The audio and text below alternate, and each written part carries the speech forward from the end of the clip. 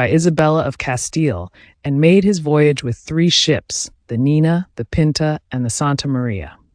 Arguably, it was the voyages and expeditions of Christopher Columbus that were a significant factor in the evolution of American history.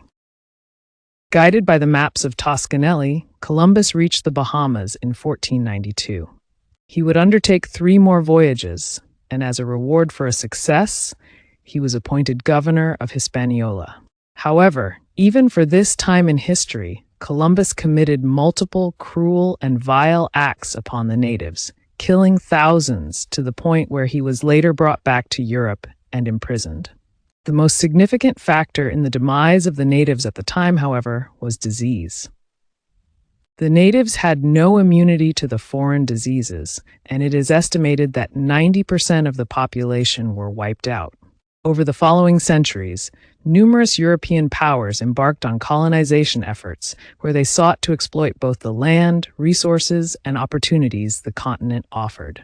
The Spanish focused their efforts at colonizing the Caribbean, Florida, and its conquest of the Aztec and Inca empires of South America.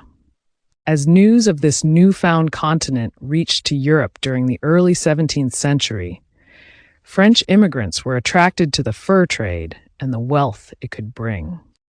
They also had a desire to convert the natives to Catholicism and traveled further down the St. Once River, laying the foundations for New France. The Dutch followed suit, establishing several forts, towns, and trading posts along the Hudson River, which provided a network of trade.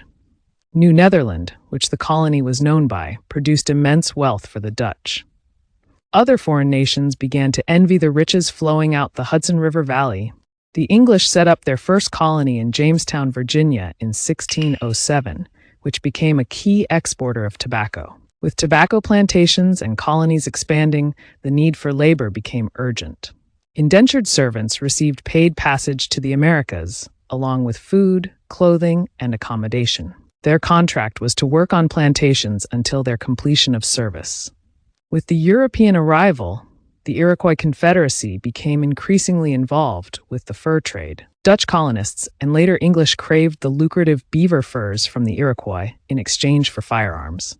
The Iroquois Confederacy depleted beaver populations in their homeland and mobilized against other tribes in the Great Lakes region who were allied with the French.